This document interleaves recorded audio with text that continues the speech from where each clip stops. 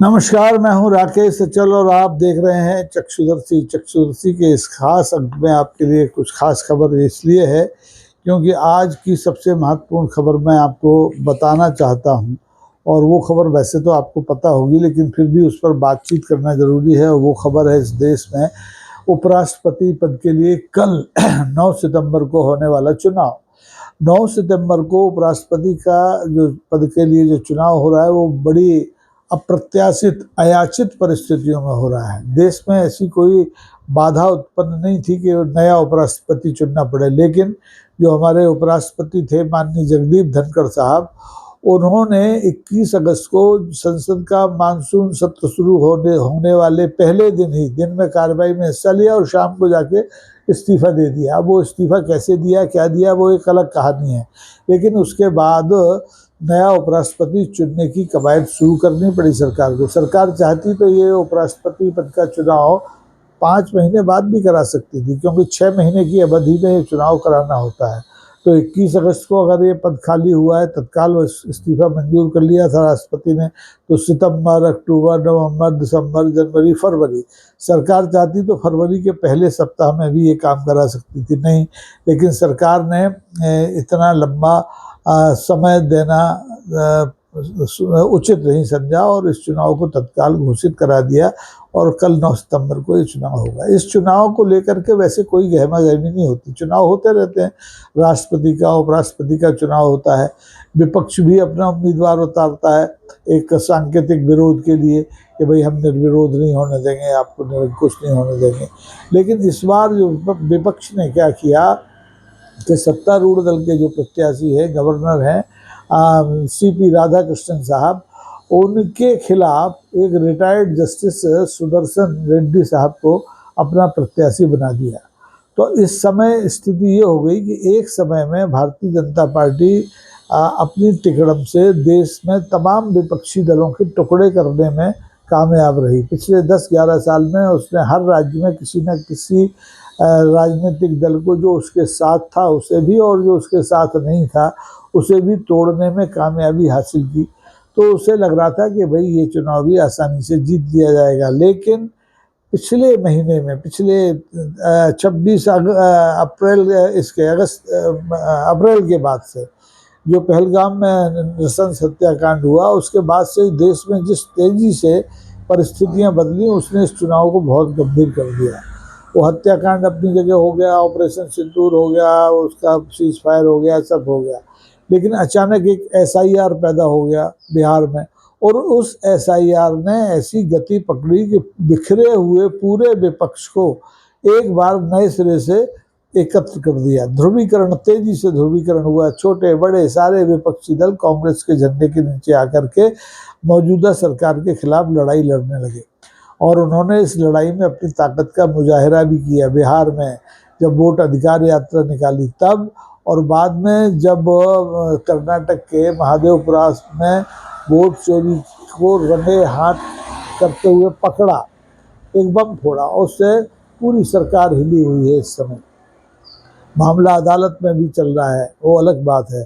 और अब विपक्ष ने 2 चीज़ें कही हैं कि एक तो ये उपराष्ट्रपति पद का जो चुनाव है वो निर्विरोध नहीं होने देगा। वो अपना प्रत्याशी खड़ा किया है, वो लड़ाएगा, हारेगा, हार जाएगा, जीतेगा, जीत जाएगा। अब हुआ क्या है कि 5 दशक बाद इस देश में एक बार फिर से उपराष्ट्रपति पद और राष्ट्रपति पद जैसे महत्वपूर्ण चुनाव में आत्मा की आवाज़ की बात की गई है। आत्मा की आवाज़ की बात एक ज़माने में श्रीमती इंदिरा गांधी ने राष्ट्रपति पद के चुनाव के लिए की थी, और अब उपराष्ट्रपति पद के चुनाव के लिए आत्मा की आवाज़ की बात की जा रही है। विपक्ष कह रहा है सारे सांसदों से, चाहे वो NDA के हों, चाहे UPA के हों, चाहे निर्दलीय हों, कि भाई अपनी आत्मा की आवाज़ सुनो, आप आंख बंद करके वोट मत डालो। और इसमें मज़ेदार बात ये रही कि जब ये चुनाव कार्यक्रम घोषित हो गया तो प्रतिपक्ष के जो प्रत्याशी हैं जस्टिस सुदर्शन रेड्डी, वो पूरे देश में घूमे। उन्होंने जनसंपर्क अभियान किया। जनसंपर्क, अब कोई भीड़ तो है नहीं, आपके पास सीमित 600-700 वोट होते हैं, 800 वोट होते हैं मुश्किल से। उन लोगों से मिलना था तो वो विपक्ष के तो सारे सांसदों से मिल लिए, लेकिन NDA के सांसदों ने उन्हें मिलने का वक्त नहीं दिया। हालांकि उन्होंने कहा कि वो मिलना चाहते हैं, वो भी उनसे समर्थन मांगना चाहते हैं, अपनी बात रखना चाहते हैं। लेकिन इस बीच में जो सत्तारूढ़ दल के प्रत्याशी हैं माननीय सीपी राधाकृष्णन साहब, वो नॉमिनेशन के बाद से कहाँ गायब हो गए किसी को नहीं पता। उनके लिए कौन किससे वोट मांग रहा है ये भी नहीं पता। सरकार में जिम्मेदारियां बांटी होंगी निश्चित तौर पर, वो अपना काम कर रहे हैं और ये अपना काम कर रहे हैं। अब आज की रात, आज 8 सितंबर की रात भारतीय जनता पार्टी के लिए, भारतीय जनता पार्टी की सरकार के लिए कत्ल की रात साबित हो रही है। क्योंकि कल जब हम इस समय हमारा जो समय आएगा 10:30 बजे के बाद, आप देखेंगे कि वहाँ पे मतदान हो रहा होगा। अब इस मतदान में विशेषता ये है कि एक तो ये ईवीएम से नहीं होता, दूसरे इसमें व्हिप जारी नहीं होता। कोई भी पार्टी अपने सांसद से नहीं कह सकती कि भैया वोट दिखा के दो, हाजिर रहना है, वोट डालना है। ये मर्जी का मालिक है सांसद, डाले वोट तो ठीक, न डाले तो ठीक, दिखा के डाले तो ठीक, न दिखा के डाले तो ठीक। तो व्हिप जारी नहीं हो रहा, ईवीएम से नहीं हो रहा, पर्चियों से हो रहा है।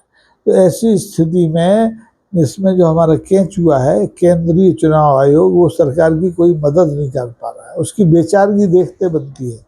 वो उपराष्ट्रपति चुनाव के लिए जो मतदाता सूची होती है उस पर एसआईआर का ठप्पा नहीं लगा पा रहा, एसआईआर उसकी हो नहीं सकती।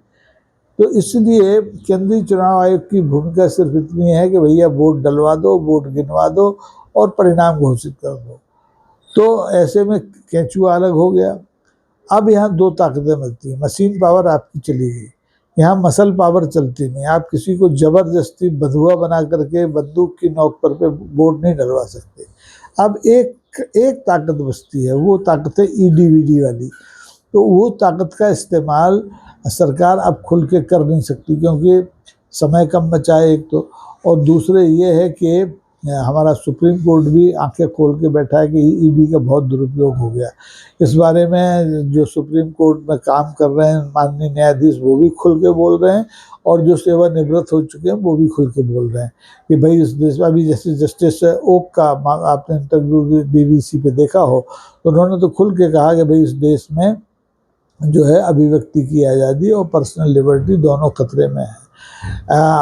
2027 में जो हमारे देश की मुख्य न्यायाधीश बनेंगी जस्टिस वी नागरत्ना, उन्होंने भी अभी नेशनल लॉ कॉलेज के यूनिवर्सिटी के दीक्षांत समारोह में कहा कि इस देश में कानून का राज कायम करने की ज़रूरत है। और इसका मतलब ये हुआ कि राम राज से काम नहीं चलेगा। तो न्यायालय की भ्रकुटियाँ अलग तनी हुई हैं, जनता की भ्रकुटियाँ अलग तनी हुई हैं, और विपक्ष की जो पेशबंदी है वो अलग है। वो सारे जगह वक्त लगा लगू के इस चुनाव में उतरा है। तो ये कहना मुश्किल है कि इस उपराष्ट्रपति पद के चुनाव के नतीजे क्या होंगे। दरअसल गणित तो साफ दिखाई देता है कि सत्तारूढ़ दल का प्रत्याशी जीतना चाहिए, लेकिन अगर लोगों की आत्मा की आवाज़ ऊंची हुई और उन्होंने सुन ली और उनकी आत्मा जाग गई, सोई हुई, तो क्या होगा ये कोई नहीं जानता।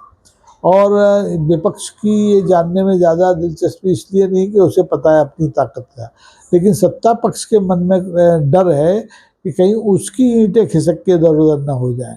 क्योंकि भारतीय जनता पार्टी में असंतोष को लगातार गहराते हुए 11वां साल हो गया है। बहुत से लोग हैं जिन्होंने सोचा था मोदी जी एक कार्यकाल के बाद चले जाएंगे तो उनका नंबर आएगा, लेकिन मोदी जी दूसरे कार्यकाल भी पूरा कर गए। दूसरे कार्यकाल के बाद के सोचा कि उनका नंबर फिर आएगा, तो मोदी जी तीसरे कार्यकाल में भी आके बैठ गए। मोदी जी भारतीय जनता पार्टी के संसदीय दल के नेता नहीं चुने गए, वो सीधे एनडीए के संसदीय दल के नेता चुने गए। और वहाँ चुनाव एनडीए में कैसे हुआ भगवान जाने, एनडीए की कौन सी गवर्निंग बॉडी है कोई नहीं जानता। खैर उस विषय में हम नहीं जाते, हम बात करते हैं सीधी उपराष्ट्रपति चुनाव की। उपराष्ट्रपति पद के चुनाव में 18 वोट ऐसे हैं, 18 सांसद ऐसे हैं जिनको लेकर के सत्तारूढ़ पार्टी बहुत आश्वस्त नहीं है कि ये किस करवट जाएंगे, ये किसको अपना समर्थन देंगे। इसमें बीजेडी के 7 सांसद हैं। अब बीजेडी कहने को तो भारतीय जनता पार्टी की बी टीम रही है, लेकिन भारतीय जनता पार्टी ने जिस तरीके से उड़ीसा में बीजेडी की सरकार को अपदस्थ किया है, बीजेडी को कमज़ोर किया है, उससे लगता है कि जो बच्चे खुचे जो 7 सांसद हैं वो अपने नेताओं के, अपनी पार्टी के नेताओं के अपमान का बदला इस मौके पर ले सकते हैं। गारंटी नहीं है, ले सकते हैं, अंदेशा है। इसी तरह से बीआरएस के 4 सांसद हैं। अब बीआरएस के सांसदों के साथ भी लगभग यही स्थिति है। अकाली दल और ZPMOR है, BOTTP है, इनके एक एक सांसद हैं और 3 निर्दलीय सांसद हैं। इस तरह से कुल 18 सांसद ऐसे हैं जो किसी से बंधे नहीं हैं। वो अपनी इच्छा से अपना उपराष्ट्रपति चुन सकते हैं। वो जस्टिस सुदर्शन बी रेड्डी के साथ भी खड़े हो सकते हैं, वो CP राधाकृष्णन के साथ भी खड़े हो सकते हैं, वो इस चुनाव से एब्सेंट भी हो सकते हैं, मतदान भी ना करें तो कोई बड़ी बात नहीं है, लेकिन कुछ भी हो सकता है। इसी तरह से अब ये जो लड़ाई है, ये लड़ाई केवल CP राधाकृष्णन बनाम जस्टिस सुदर्शन रेड्डी नहीं रह गई है। ये लड़ाई अब संविधान बनाम RSS BJP हो गई है, क्योंकि विपक्ष के जो प्रत्याशी हैं जस्टिस सुदर्शन रेड्डी, वो लगातार कह रहे हैं कि इस देश में संविधान और संवैधानिक संस्थाओं को खतरा है। भारतीय जनता पार्टी ने और सत्तारूढ़ दल है, चूंकि भारतीय जनता पार्टी और सरकार ने जिस ढंग से विपक्ष के प्रत्याशी जस्टिस सुदर्शन रेड्डी को अपमानित करने की कोशिश की, उनकी प्रत्याशा घोषित होते ही जिस तरह से उन्हें नक्सली कहा, जिस तरह से उन्हें वामपंथी कहा, जिस तरह से नक्सलवाद से जुड़ा जो छत्तीसगढ़ का सलवा जो आंदोलन था, उस पर दिए गए 10 साल पुराने फैसले पर दिए गए उनकी आलोचना की, उसको इस देश ने बहुत गंभीरता से लिया। इसको एक तरह से सत्तारूढ़ दल की हताशा माना जा सकता है। सत्तारूढ़ दल ने एक और बड़ी गड़बड़ ये की कि उसने इस चुनाव को जीतने के लिए देश के न्यायिक जगत में भी खटास पैदा कर दी। न्यायिक जगत को भी 2 हिस्सों में बांट दिया। अभी तक तो परिवारों को बांटा है, पार्टियों को बांटा है विचारधारा के हिसाब से, और उनके दिमाग में जो भी भरा है वो आप सब जानते हैं। लेकिन अब न्याय जगत को भी 2 भागों में बांट दिया। सत्तारूढ़ दल ने 56 पूर्व न्यायाधीशों को, जिसमें 2-3 मुख्य न्यायाधीश भी शामिल हैं पूर्व, उन सबसे एक बयान जारी करा दिया। किसके खिलाफ? जस्टिस सुदर्शन रेड्डी के खिलाफ।